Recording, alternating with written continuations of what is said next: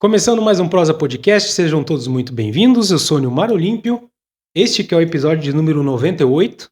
Já peço a todos que nos acompanhem, que sigam nossas redes sociais, nosso canal do YouTube. A descrição estará aqui do ladinho do vídeo. E hoje vamos falar sobre as eleições municipais de Cascavel. Quais as mudanças nas regras eleitorais, o que pode e o que não pode na pré-campanha e na campanha. Enfim, vamos deixar todos os amigos que nos acompanham atualizados sobre esse pleito eleitoral de 2024 aqui em nossa cidade.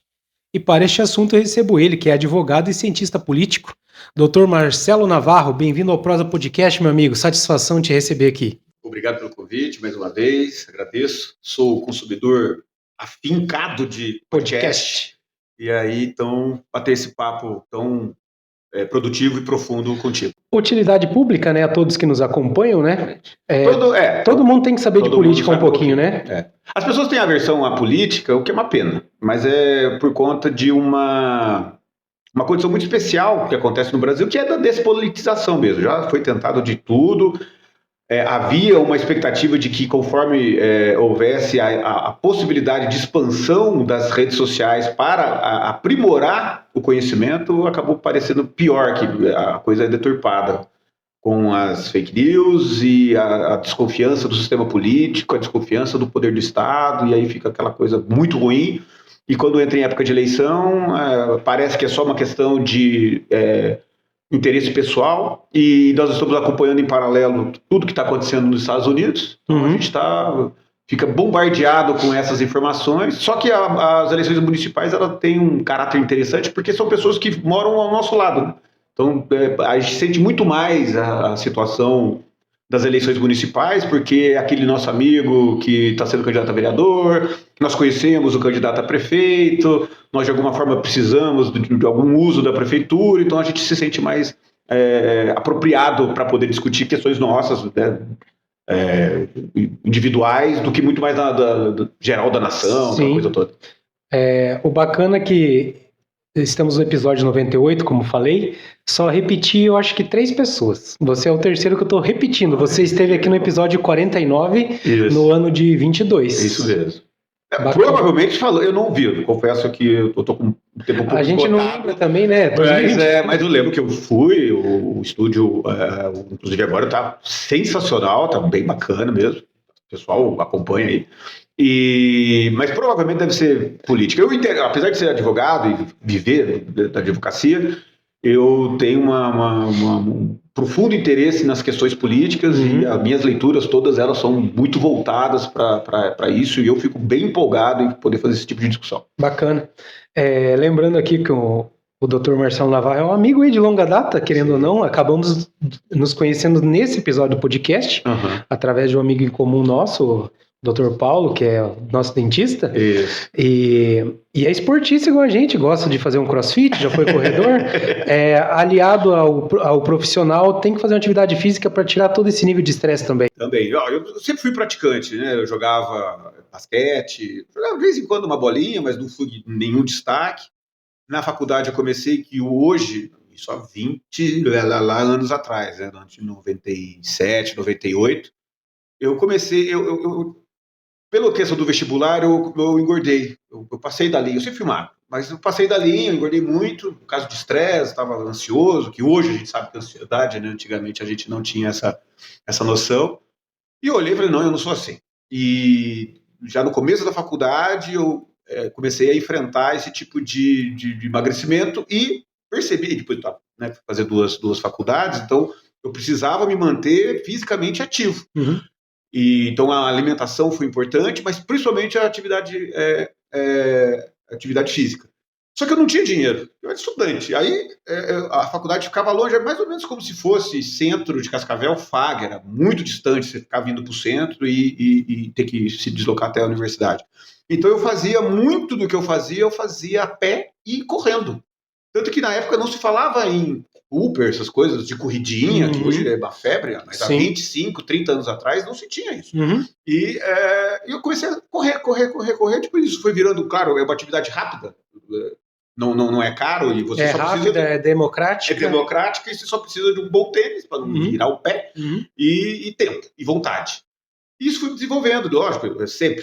Aí, claro, vai à academia, vai aqui, vai ali. E depois de um tempo, quando eu me divorciei, eu comecei a correr de novo. E nisso eu comecei a correr para valer, com maratona. Fiz meia maratona, e a coisa foi acontecendo. Só que eu falei, não, isso aí não é para mim. Isso aqui é coisa de maluca, vou correr 4 horas, vou deixar... Deixa pro Nilmar. Eles correm, gente que faz, mas assim, quem é não fazer alguma coisa. Aí até que eu tava fazendo musculação, só que eu tava ficando com um corpo muito grande, e eu nunca gostei disso, me remete naquela época, né, que eu tava meio pesadão. Aí eu achei o CrossFit, que movimenta tudo, é ótimo, é 1 hora e pouco por dia, faz amizade, não é uma atividade individual, ela é também coletiva, então ela me dá todos essas questões, e com muita gente da minha área. Um dos meus melhores companheiros ali de treino é um juiz federal, que é uma promotora, vários advogados que a gente encontra, então acaba fazendo uma conversa, troca informações ali, e a gente vai desenvolvendo, e é muito bom para a cabeça. Você já sai pro dia, pronto. E aí à noite você já dá aquela cansada, já vai descansar, vai fazer suas leituras. Então essa união entre trabalho, estudo e atividade física, ela é fundamental. Sim, muito bacana. Doutor Marcelo Navarro, estamos aí nessas fases políticas, né? Sim. Quantos anos atuando como cientista político? Desde a formatura, que comecei a dar aula de ciência política, aí você faz diversas pesquisas, tem todo um aprofundamento. E então, desde 2003, eu sou cientista político que estudo profundamente, teoricamente. Fui advogado eleitoral durante muitos anos, faz tempo que eu não me dedico mais, não está mais participando das questões, mas sempre tive envolvimento em relação a isso. A minha filha está seguindo o mesmo caminho, inclusive hoje ela é candidata a vereadora lá pela cidade de Marília, onde pré-candidata. Pré-candidata, desculpa. Então, pré-candidata, tá lá, vai ter, inclusive a partir do dia 20 agora, já que eu vou falar de data, já são possíveis as convenções partidárias, do dia 20 de julho. Ela ainda vai fazer essa análise junto com o partido dela, vai deixar claro ali nas convenções quem será ali os escolhidos, e aqui também é a mesma coisa. Então, o pessoal está sempre medindo febre, a gente sempre acompanha, né, essas questões, mas eu confesso que assim, a discussão individual, isso eu não tenho acompanhado muito, eu acho até muito chato, inclusive, né? Assim, quem é que vai ganhar, fazer os prognósticos, isso eu não comento, não faço. Não é nem nossa ideia, né? Eu gosto de trabalhar o contexto. Então, por exemplo, essa situação, não só da legalidade, mas o que levou, por exemplo, o papel do TSE hoje de poder regulamentar e quais são as preocupações, o papel que antes a gente não tinha em relação às redes sociais, o papel da desinformação em relação a determinados candidatos, o uso da inteligência artificial dentro das eleições e o contexto político que a gente está vivendo, né? Por isso que eu te chamei para esses dados, né? Assuntos neutros, né? Que a gente então, pode desde falar. 2003, ou seja, 21 anos que eu mexo com a questão política e eleitoral. E então, desde 2003, passando vários processos políticos, eleitorais. E como que você vê, fazendo um apanhado, um resumo, desde aquela época até hoje? Vamos dizer, até 2 campanhas atrás, era placas na rua e aquela sujeira, poluindo todo o ambiente, rua, enfim. E hoje está mais focado em redes sociais, não pode se dizer tantas palavras abertas. Como que você vê essa diferença ali para hoje? Está melhor, na sua opinião? Não está? É que assim... Tá e não tá. Do ponto de vista visual da rua, tá ótimo, né? Tá melhor. Agora, mas poluiu um outro lado. Isso que nem poluiu ainda. Tá começando aí os nossos, com esse impulsionamento das candidaturas, o nosso Facebook, né, que você já comentou das redes que você participa. Então, o YouTube, o Instagram e o Facebook vão ficar minados. Porque é patrocinado. Né, vai passar por uma questão do algoritmo, esse é o problema também. Mas tem um fato bem interessante que então a gente vem trabalhando com pesquisas, eu já trabalhei com pesquisa também em relação a esses dados e tal, e uma situação interessante é de como a gente não monitorava corretamente, poucas pessoas monitoravam de maneira correta o papel das redes sociais. A gente pensou que era uma situação muito, muito particular dos Estados Unidos, porque a gente viu as eleições do Trump em 2016 com uma característica muito específica do uso, em especial lá do Facebook. No Brasil, em 2018, que foi com as eleições do Bolsonaro, a gente não se deu conta da questão também do Facebook, que ele começou a usar desde 2015, junto com seus filhos, de uma maneira intensa, o uso da TV aberta, conforme ele foi vendo, e tudo isso é o digital. Não necessariamente com as pesquisas ou boca a boca, ou principalmente horário de televisão, como a gente dava a importância. Hoje já ninguém mais conta com isso. Apesar de um número grande, tem pesquisas que apontam que é sim importante o horário político em determinadas cidades, porque ainda é um ponto em que muita gente deixa para poder ver coisa séria na televisão. Tem uma pesquisa, olha, coisa séria na televisão, mas é assim, é o que as pesquisas demonstram, sabe? Assim, então tem uma relevância, é importante a gente saber disso, porque e os candidatos sabem disso, porque se você é que a gente, pelo que a gente vive, a gente estava perdido, porque as coisas que eu tenho acesso, por exemplo, a minha mãe já não tem a mesma coisa, o meu pai ainda são antigos, mas sistema antigo, meu pai ainda tem o acesso à televisão, a minha irmã também recebe as informações de uma maneira diferente do que, por exemplo, a minha faxineira lá em casa, né? A minha colaboradora lá que me ajuda lá, ela também tem uma outra percepção, apesar de ainda também usar as redes sociais, mas, enfim, todo mundo se programa. Então você precisa desse compilado de informações para saber em que eu vou investir, do que eu não vou investir. Por exemplo, podcast é uma boa, as pessoas têm acesso, as pessoas vão parar um tempo para poder ouvir. A minha mãe era uma pessoa que ia minha mãe está com vai fazer 66 anos, 67 anos. Ela não ouvia nada. Há 2, 3 anos para cá, já é consumidora ativíssima do YouTube. Eu escuto ela ver os programas dela. Talvez não bata com os meus, mas e ela tá lá na cozinha, tá lá fora, com fonezinho de ouvido que antes ela não usava, eu sempre usei, ela tá começando a usar agora. Então se você me ver na rua aqui em Cascavel andando, já vi, e eu vou estar com meu fone de ouvido, aí todo mundo vai falar que eu sou mal educado, porque eles vão me chamar, eu não vou responder, e vai falar, ele tá vendo, ele segue reto, ele não dá conta. E as informações, elas não param. Porque enquanto você está andando, você está absorvendo algum conhecimento, de alguma forma se distraindo, ouvindo alguma coisa bacana, alguma coisa que te agrade. Se você é da igreja, está ouvindo louvor, se você é da música, se você é do podcast. Eu não escuto música, eu sou mais dos debates. E tenho aprendido enormemente. Então, além de estar me movimentando, eu também estou fazendo essa oitiva, por exemplo, ouvindo o Marcelo Navarro no Prozac. Prozacast, né? Prozac não, Prozacast, né? Prozac é um remédio. Exatamente, Prozacast. Sim. Então isso faz com que a gente, de alguma forma, acumule. Só que esse acúmulo de conhecimento, ela também pode ser usada de uma maneira muito equivocada. Sim. Por exemplo, falseando dados, ou tendo alguma situação em que aquela verdade que eu quero atingir. Isso tem método, isso tem fundamento. Então, como eu estava dizendo, em 2016 a gente não prestou atenção aqui no Brasil da questão do Trump. Vários cientistas políticos, porque de 2 em 2 anos se faz um encontro nacional da Associação Brasileira de Cientista Político, que esse ano está acontecendo lá em Brasília. Mas em cada 2 anos em algum lugar. Sempre com a apresentação de pesquisas de todas as universidades que mexem com esse campo. E ali se debate, se levanta questões, o que está se percebendo em relação à compreensão de pessoas muito boas mesmo, assim, são reuniões fantásticas.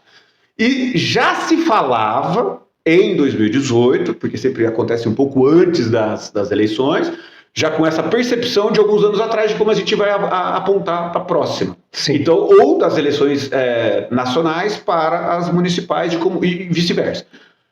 Já se falava da questão do uso das redes, só que não de maneira tão ampla quanto foi dos Estados Unidos, de uma maneira muito certeira. Steve Bannon fez um trabalho que já estava sendo feito, inclusive pela Rússia, por isso a aproximação de Trump com o Vladimir Putin.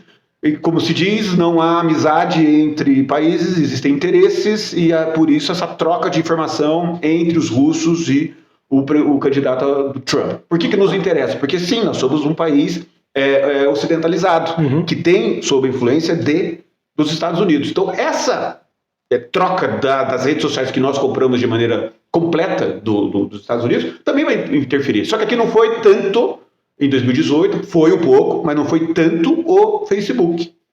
Foi muito mais o WhatsApp, que não à toa pertence ao mesmo grupo financeiro. Né? Sim. E eles não tinham essa intenção primeira. O WhatsApp não serve para isso, mas serviu de espalhar informações, fazer questionamentos de determinado grupo e demorou um tempo para que as pessoas pudessem se acostumar. Você pode ver que de 2018 para cá, nem faz tanto tempo assim, faz 6 anos, mudou radicalmente. E é isso que é importante para que a gente... Como é que a gente vai fazer o filtro? E nós vimos, é difícil de fazer o filtro. É bem complicado de se fazer o filtro, tanto de um lado quanto de outro. Tanto que qual foi a tática, por exemplo, que acabou ajudando, não vou dizer que é multifatorial, mas o que ajudou bastante na polarização entre Lula e Bolsonaro? Também fazer alguns ataques, que veio depois, né, que a esquerda não estava acostumada com esse tipo de coisa. A gente vai fazer no debate. E o debate para determinado grupo não é interessante. Sim. E nas eleições municipais, que não entram tanto, mas entra também. E as eleições, nós vimos lá um atentado vou falar nos Estados Unidos, porque está muito em voga, né? Sim. Há 2 semanas atrás, quase explodiu a cabeça do Trump. Uma loucura. Se ele não mexe centímetros, e uma bala de AR-15 ia explodir a cabeça dele. E pertinho o rapaz estava. Dos 180 metros, foi mais perto do que o do presidente Kennedy, quando ele estava lá no carro aberto, que explodiu a cabeça dele, né? E explodir a cabeça do... Nossa, que coisa, não posso nem falar um negócio desse no YouTube corta. Mas iria ter um trabalho bastante... E os rumos das eleições iriam mudar fortemente. Então, aí se faz a narrativa, né, de que foi forjado por Trump, foi pago pela direita, né? A teoria da conspiração, igual aconteceu com a facada do Bolsonaro, foi o Bolsonaro que inventou, já que não saiu sangue, foi a esquerda que contratou o Adélio, narrativa e contranarrativas assim, ensandecidas, né? Assim, como assim, né? Todo mundo viu a bala, todo mundo viu a trajetória, inclusive já fizeram... Uma loucura. Sim. E agora, com essa questão da violência eleitoral, que numa democracia sadia ninguém quer isso, mas acontece muito nas eleições municipais. Tradicionalmente, sempre há conflitos com morte em toda disputa eleitoral, todos os anos. Todos os anos tem morte por disputa eleitoral. Seja ela direta ou ela indireta. Isso para você ver de como, de alguma forma, a política afeta os nossos corações. Sim. E tem uns que perdem a estribeira em relação a essas questões mais presenciais.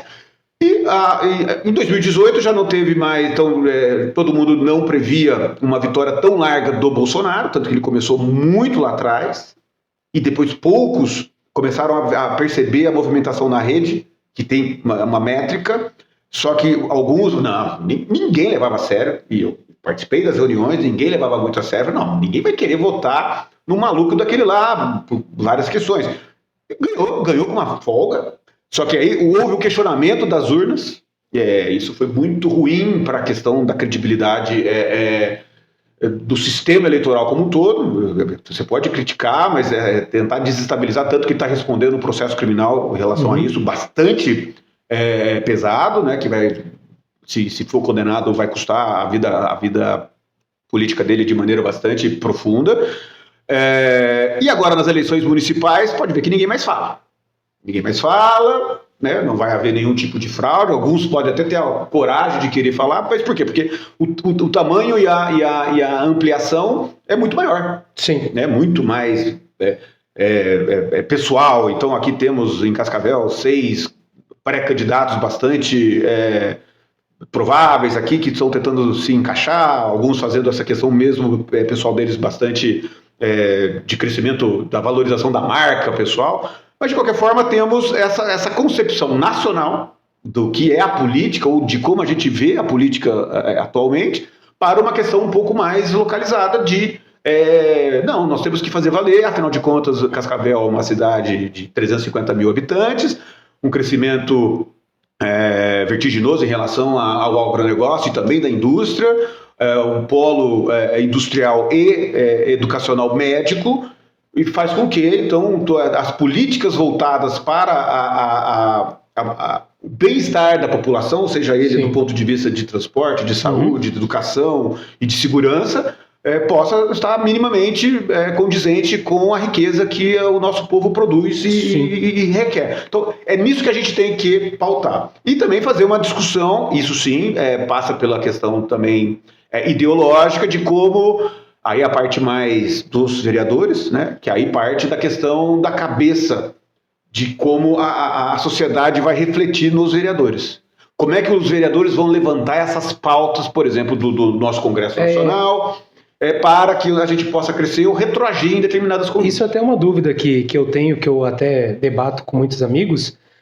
Só para resumir, então, as redes sociais hoje estão amplamente ativas para a área política. Sim. Todo mundo vai ver alguma coisa de pré-candidatos a vereadores, a prefeitos, estará ali estampado em redes sociais. Então temos que nos atentar às informações que são verídicas, as que são falsas, terão ataques, tudo isso que você falou. Isso. Então vamos em busca das informações verdadeiras, que tenham base, que tenham teoria, que não são fake news, né? Fake news. Enfim. E aí, para poder combater isso, eu não sei se alguém... É que hoje fica um pouco mais fácil. Eu me lembro que um grande amigo, ele, alguns anos atrás, quando começou essa questão das redes, ele montou uma agência de checagem. Eu não sei se ele vai manter. Aliás, ele cresceu como publicitário em relação a esse tipo de ação dele.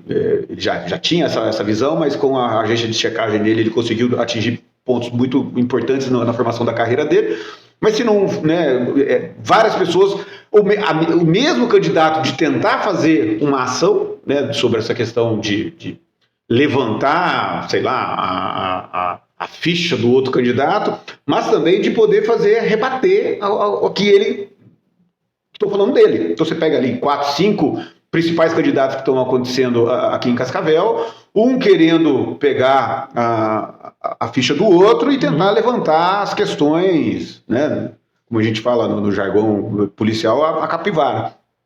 De algum escorregão, de alguma forma, de algum sentido que a gente possa fazer com que isso diminua o valor do outro candidato, de processos que acabaram passando. É evidente que quanto mais ativo o sujeito for, maior a incidência de um controle judicial. Muito difícil os principais atores da política de Cascavel e região não terem tido nenhum tipo de problema. É quase impossível, porque você está vivendo com um outro ramo de pessoas que estão ali também lutando, e uma pessoa entra com uma ação, e aí essas provas não se confirmam, e outro entra com uma ação de injúria, outro que está me difamando, outro está me caluniando, está dizendo que eu fiz e eu não fiz, e aí acontece, vira um imbróglio que os advogados agradecem, muito obrigado, isso a gente vai dar trabalho pra gente. Vira uma novela, né? Vira uma novela, estressante, é bastante estressante. Eu vou falar, não é nem de Cascavel, eu estou falando da minha filha lá em Marília, assim, que está pré-candidata, começando a conversar com alguns agentes. Ela já está em níveis de estresse bastante grande, fazendo todas as atividades que ela faz e mais ser candidata. Assim, qualquer pai vai dizer, tá maluca, né? Mas ela está crescendo muito enquanto pessoa. Então, se envolver, muito, muito jovem, tem 22 anos. Então, assim, se envolver na questão política e sendo mulher, e também tem isso, né? Sendo mulher, tendo todo um estigma. Ela não é pobre, evidente, mas se fosse negra, periférica, mulher, ela teria outras dificuldades, inclusive para poder ter acesso a esse tipo de informação. Aí começa o fundo partidário, porque depois do dia 20 de agosto, o Tribunal Regional Eleitoral vai fazer a análise sobre as cotas, né? A porcentagem de pessoas, mulheres e negros, para poder fazer a liberação do fundo partidário. E como a gente viu que existe várias tentativas e muitos perderam o cargo justamente por fraudar essa cota de negros e mulheres. Então a gente precisa entender que essas mudanças elas precisam ser efetivas. Ver a mulher enquanto não uma coadjuvante, mas é muito difícil, inclusive a própria mulher querer estar nesse espaço tão violento machista, né, misógino em relação a essa questão. Minha filha reclama muito, assim, de como ela, inclusive, é tratada pelos iguais, inclusive por gente do próprio partido, que é muito... porque fica aquilo, né, e faz toda uma discussão. Então, esse mundo político ele é difícil, mas ele é necessário. Sim. Sim. Ele é muito necessário em relação à organização. Vai fazer o quê? Vai tirar o Estado? Vai colocar o quê? O mundo de Conan, para a gente poder cada um com a sua espada e aquele que for mais forte? Já foi tentado, né?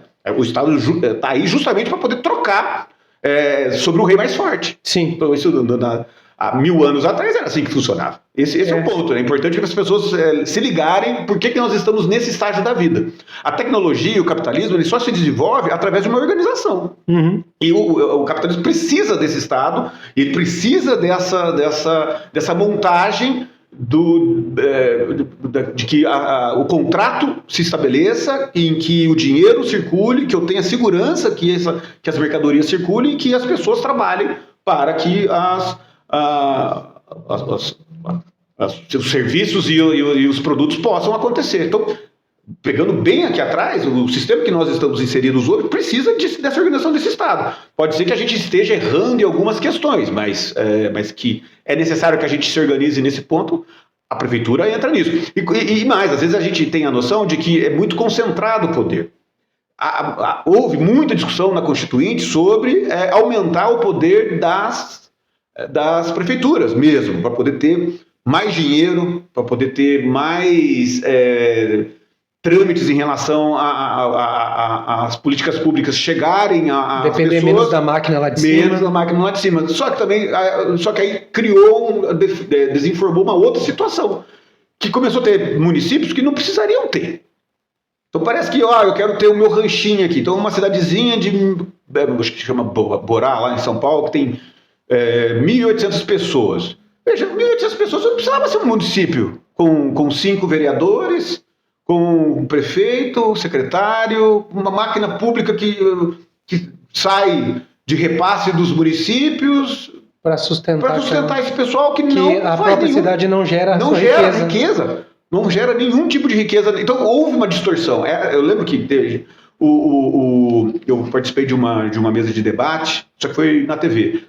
Quando o ministro da Economia, o Paulo Guedes, ele queria, foi bem interessante porque eu fui ler a proposta, ele queria fazer a redução de sem número, não lembro o número, mas sem número de municípios, porque era realmente improdutivo ter essa pancada de municípios. Nós temos um monte de municípios aqui perto que foram se separando, até que chega assim, situações de 4.000, 5.000 pessoas que poderiam ser tranquilamente o distrito. Só que aí elas sofreram. Olha, eu era distrito de Cascavel, mas eu não estou recebendo os repasses que eu gostaria de ter. Então a gente vai, se emancipa, aí os repasses chegam ali, divide o fundo do município. Então vira uma situação bastante complexa em relação a isso, que as pessoas às vezes esquecem que, olha, mas eu tenho uma máquina a gerar.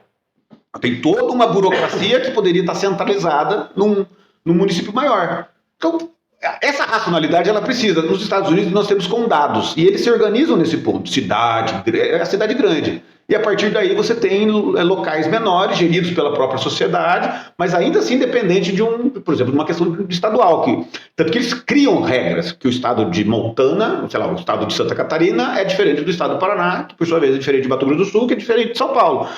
Então, e algumas leis, eles mesmos criam, mas dentro das 13 colônias, aqui no Brasil tentou fazer isso, mas aqui sempre foi unificado. Aqui a história brasileira sempre teve essa centralização muito forte, primeiro com o Dom João e depois...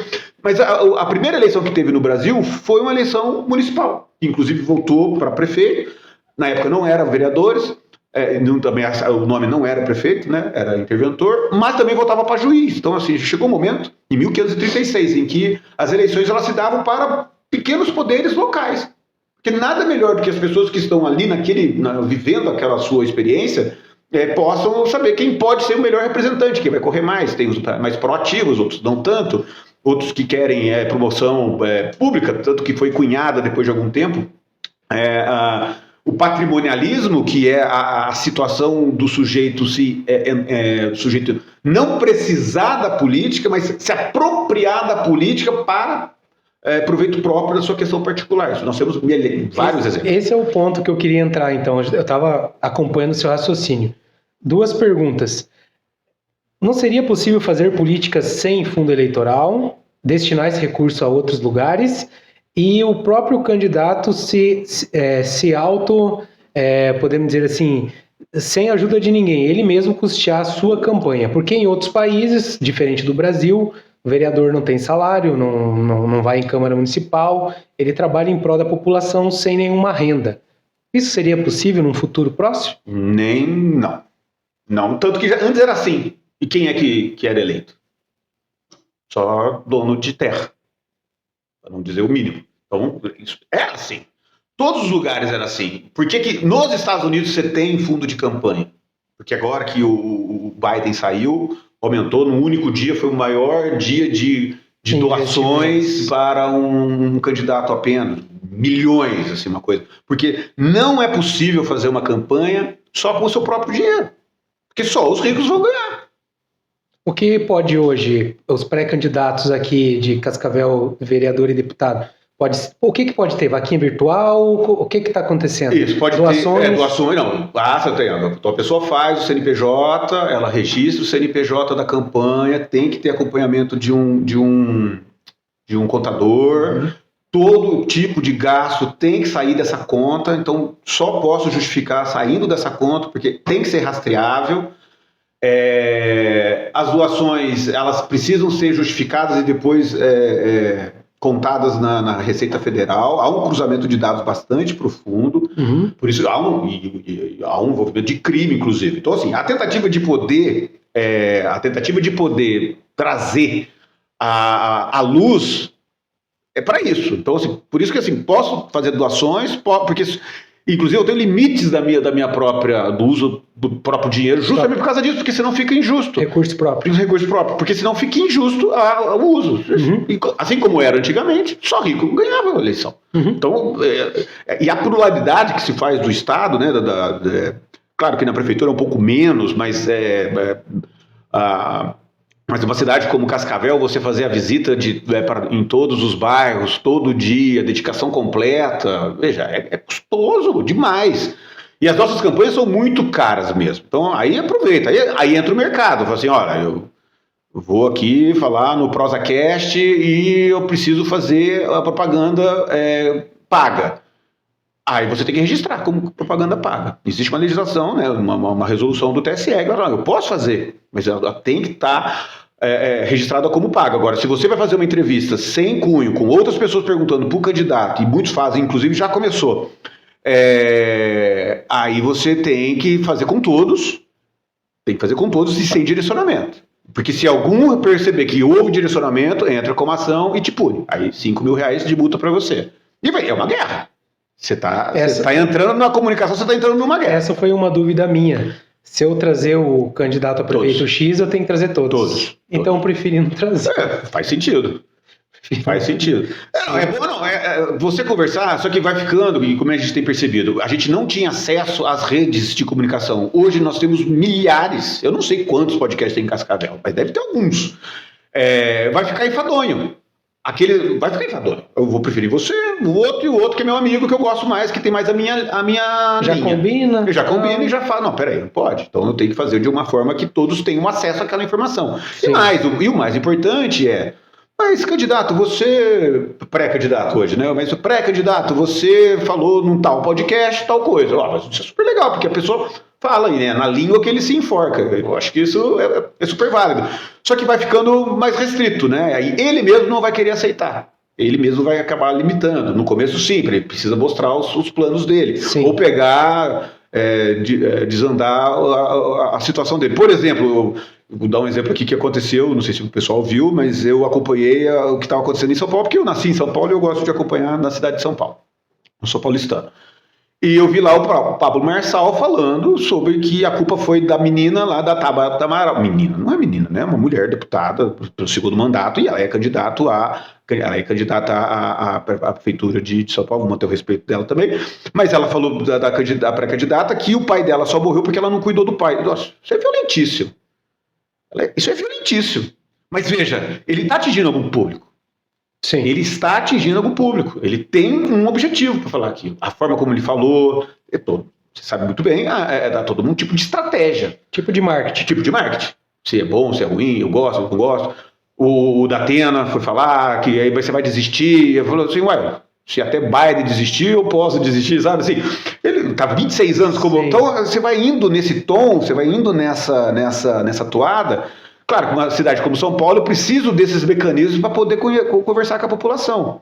E se você perguntar, inclusive hoje, por exemplo, acho que há 3 meses atrás, ninguém sabia quem era... Ninguém sabia, não. Se eu não me engano, 30% apenas da cidade de São Paulo sabia que o prefeito de São Paulo é o candidato deles lá, que eu não lembro o nome. Que quem ganhou a eleição foi o Bruno, e agora o rapaz lá que é eu não sei quem que é o candidato, ele é 30%, eu nem lembro o nome dele. E aí as pessoas ele precisa ter acesso. Ele precisa usar essa situação de poder conversar com as pessoas. Aí tem o elemento bolsonarista, existe o elemento Lula, existe as programações, existem as referências ideológicas, o discurso, quem é negro, quem é branco, quem é central, quem é periférico. Tudo isso entra. Quem usa o transporte público, quem não usa, quem usa a rua, quem gosta de esporte, quem prefere situações de lazer. Vários públicos. Vai públicos. Atingir todos, mas todo certo? mundo. Eu vou ter que vou pegar São Paulo, porque o Rio de Janeiro é uma coisa. O negócio do Rio de Janeiro é milícia. Quer dizer, a pessoa que está lá, como é que vai se dar a resposta disso? Pessoas morrem todo santo dia. Quem é que vai estar? E o papel da milícia nessa região? Será que não vai controlar? Quem são os candidatos dele? Isso, assim como no estado de São Paulo tem o PCC, eu não sei se isso já chegou, por exemplo, aqui em Cascavel, eu não vi ainda, mas em determinados locais de poder, será que você já não consegue identificar pessoas que comandam determinados lugares, ainda que politicamente, todo mundo daquele local vai para determinado candidato? Isso é seríssimo. Isso é a limitação das pessoas em relação à sua liberdade de voto. Só que é difícil de resolver. Cascavel você já está se projetando por uma cidade... É uma das maiores cidades do estado, ela tem essas características de poder tentar trazer elementos mais profundos na sua configuração. Sim. E, por exemplo, nós temos duas vereadoras, mas já teve várias candidaturas, várias legislaturas, que não tinha nenhuma mulher. Quer dizer... E como é que a gente consegue fazer essa diversidade? E a cabeça dessas pessoas, tanto que as vereadoras que estão lá, apesar de terem aspectos diferentes, as duas são professoras e elas têm uma visão diferente de homem em relação a várias questões, saúde, educação, saneamento, um olhar para determinado tipo de coisa, comportamento, pode, não pode, questão de igreja, uma igreja, outra de outra, religião, isso é fundamental. Isso traz, nós tivemos vários exemplos de Cascavel, não vou citar nomes, mas exemplos de Cascavel em que o papel, eu sempre faço o papel da religião para poder fazer indiretamente, como nós vimos no Congresso Nacional, o negócio do aborto. Só que pegou de um outro lado. E a coisa vai, esse confronto de forças, ele vai pegando o tempo todo situações em que a gente não parou para pensar sobre isso, mas de valores que a gente não abre mão. E são 2 temas pesados. Pesados. Né? Política e religião. E aqui, por exemplo, de como é que você não vai levar esse tipo de discussão à opinião pública? Eu me lembro que quando nos debates da outra eleição, o Paranhos pegou um negócio lá de religião que ele teve que... Foi perguntado lá em determinado momento e ele, escorregou, depois todo mundo comentou que ele já estava sob esse bombardeio das redes sociais e ele sempre vai estar. Vai depender da tua bolha também. Tem hora que você vai ter que vender o teu peixe dentro da tua bolha. Então... para quem que você vai, de alguma forma, vai pedir apoio? Esse é o ponto, né? A quem te interessa esse tipo de situação? Numa cidade vizinha nossa, Corbélia, Quedas do Iguaçu, sei lá, todas as cidades, Santa Teresa, inclusive eu conheço os candidatos lá que vão disputar, e eles têm todos um interesse em comum, que é poder fazer com que a cidade deles se desenvolva, ou pelo menos não retroaja em relação a crescimento, prestação de serviço, que as pessoas possam viver tranquilamente. Por isso que acontecem, por mais que sejam divergentes nas ideias, que acontecem as coligações. Então, boa pergunta. A coligação, eu gosto desse termo porque, assim, que às vezes a gente não para pensar de como chegamos até aqui. Então, assim, já foi pior. Hoje as coligações elas até existem, mas, por exemplo, dentro do... Já foi pior. Já foi pior. Já foi pior. Nossa, era uma sanha isso. Essa é uma situação muito difícil, porque havia... Então, assim, primeira coisa, né? Porque a gente pode ter gente que vai nos escutar que não tem intimidade com o sistema eleitoral. Como é que funciona? O prefeito todo mundo sabe. Ganha o que tiver mais voto, pronto, acabou. Aqui em Cascavel tem segundo turno, já faz algum tempo, então porque tem mais de 200 mil eleitores. Né? Eu lembro que eu participei junto à OAB para poder ajudar a fazer mais de 200 mil, enfim, teve toda uma situação. Mas para vereador, todo mundo sabe, mas como que aquela pessoa que não foi o mais votado ganha, né, a vaga, que gente que teve mais voto e não entrou? Existe essa possibilidade porque nós temos o coeficiente eleitoral. Então você pega, um cálculo, né? Você tem a quantidade de vagas para a quantidade de votos. Você divide, então tem que atingir o quociente. São poucos os partidos, e aí não é a pessoa. Às vezes a pessoa sozinha consegue, mas é raríssimo disso acontecer. Cascavel nunca aconteceu. Mas os partidos e a coligação. Então hoje, por que hoje, da outra eleição já foi assim? A política e ajudou muito, porque diminuiu a quantidade de partido hotel. Então, a coligação eu até posso fazer, mas os votos do quociente é do partido. Uhum. Do partido. Então, tem que ter um partido forte, com candidatos fortes, para ter bastante vaga. Só que ficava naquela ciumeira, eu vou entrar nessa aqui, mas eu vou ser o principal do meu partido, mas a coligação vai me ajudar a entrar. E os outros falam, não... o dinheiro foi do meu partido e aí eles conseguiram. Não, esses partidos nanicos já não me ajudam mais. Porque não é tão mais importante o tempo de televisão. Antes eles tinham o mesmo tempo de televisão. Agora, se ele não tiver a representatividade mínima, ele não consegue. Tanto que não é nem repassado o fundo eleitoral para ele. Porque, pelo que você falou, só para resumir para quem está nos acompanhando, na eleição passada teve candidato, um exemplo, que fez 2.000 votos e não entrou. E teve quem fez 700 votos e entrou. Entrou por causa disso. Deu 4 vagas para ele. Só que aqueles 3 primeiros foram muito bem. O quarto já caiu para 7º.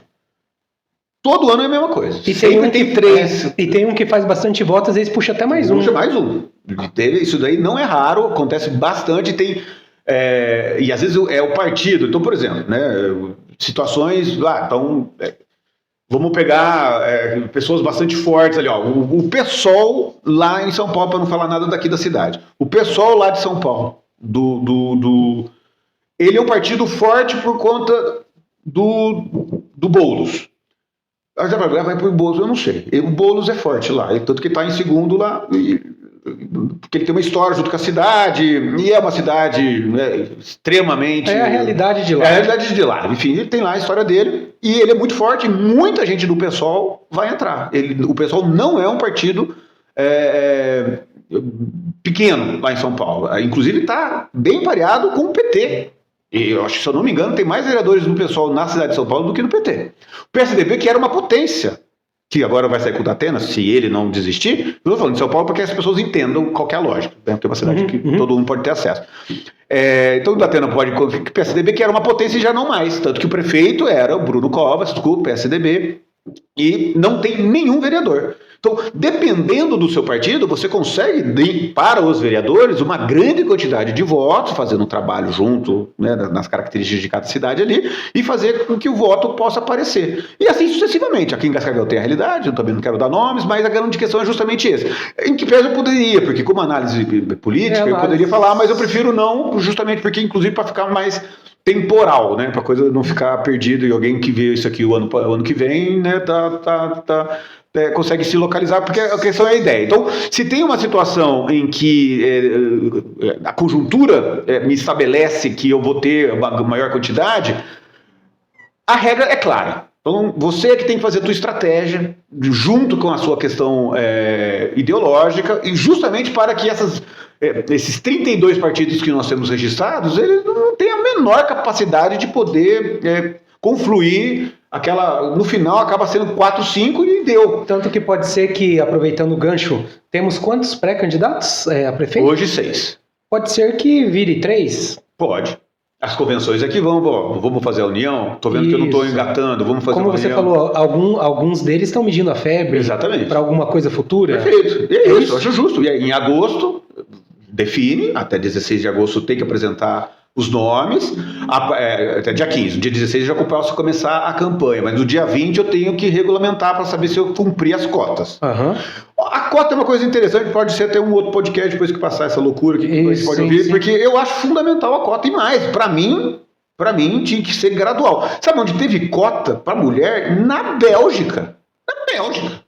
País rico. Primeiro mundo. Primeiríssimo mundo. E aí teve que ter cota. Hoje é parelho. Um lugar que não teve cota, mas a questão política ajuda, Argentina. Tanto para os condados lá, que eu não sei como é que chama lá na Argentina, como para a Câmara de Deputados, como do Senado, é parelho. É uma coisa que oscila, mas não é bastante parecido. Poucos lugares têm mais mulheres, poucos, mas a realidade de cada um, veja, eu não estou falando de um país de outro mundo, é o nosso vizinho, que inclusive teve a eleição ali deles, e está tudo certo, né? Cada um sabe onde está pisando. No Chile, mesma coisa, o Chile teve cota, o Chile precisou ter cota fixa, durante 3 candidaturas, não é 30% de participação política da mulher, é 30% de vaga para a mulher. Na questão do negro é diferente do daqui. Aqui precisaria pensar. Mas também regionalismo. Não sei quem que falou isso, o pessoal bateu palma. Por exemplo, realmente a questão do negro aqui em Cascavel é diferente lá na Bahia. E é por isso que o pessoal começa a criticar. Né? Que não pode. Mas que é fato que isso existe. E é um problema. Daqui do Brasil, do racismo estrutural. Isso não é que eu inventei. Eu não sou negro, mas eu consigo entender essa questão da luta das pessoas que passam por isso. E essa cota mesmo dada, igual se tem na universidade, eu quero fazer medicina, 7 vagas vão ser de negro, sei lá, se mulher hoje ultrapassou. Mas na política a questão da mulher ela é prioritária. Porque muda a percepção do poder. A percepção do poder. Tem mulher radical para a direita e para a esquerda? Tem. Tem mulher boçal da direita e da esquerda? Tem. A questão é elas que se movam em relação a isso. E a grande questão é, nós temos um problema, mas não passa. Mas seria uma ideia? Seria uma ideia. Sim. Porém, isso tem trazido e tem sido fonte de corrupção, né? Fugiu agora a palavra, mas de usar os laranjas, de usar apenas para a superfície, das pessoas não usarem o dinheiro pega para eles e não dá para a pessoa. Doutor, Brasil, né? É um tema, se fosse pra gente falar aqui, ia ficar 3 horas. A gente fez mais um apanhadão aqui, é bacana trazer as pessoas entendidas, até pelo jeito que você fala, você foi professor também, então não tem nem o que falar. O tempo é curto, já deve ter dado 1 hora aí mais ou menos, né? Olha aí, eu falo bastante. A gente vai. Um dia nós vamos marcar um prosa político fazendo crossfit. Beleza. Aí eu quero ir. Quero agradecer por você ter vindo aqui. Obrigado. Se eu precisar de novo aí, a gente chama você para falar. Fechou. Num plantão do prosa. Isso, fez plantão do prosa. Comentar posterior às eleições. Sim, agradeço você ter vindo aí, viu? Eu que agradeço. Pessoal, foi o prosa da semana. Peço que curta e compartilhe o vídeo. E até semana que vem, se Deus quiser, com o próximo. Valeu, até mais, tchau, tchau.